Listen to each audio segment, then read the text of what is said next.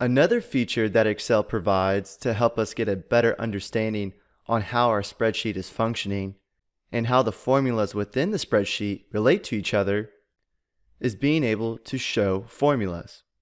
So once again, let's say you're sending a spreadsheet to someone and have them check to see if your formula is correct, or if they're sending the spreadsheet to you and you want to take a look at the formulas. Well, instead of clicking through multiple cells to see if there's a formula in that cell, what you can do is come up to the Formulas tab, and then within the Formula Auditing group, you can select Show Formulas.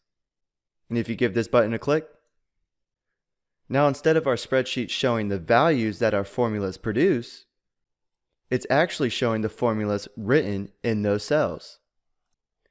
And this view makes it a lot easier to read the formulas and see how these formulas are referencing other cells.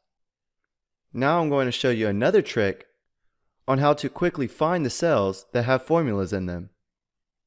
So I'm going to undo these actions, and then if you come up to the Home tab, and then click on Find and Select,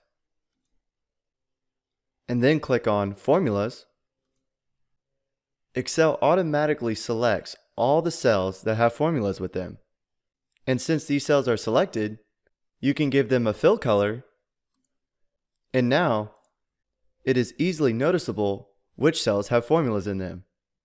So there's no need to waste time and click through each cell and find the formulas.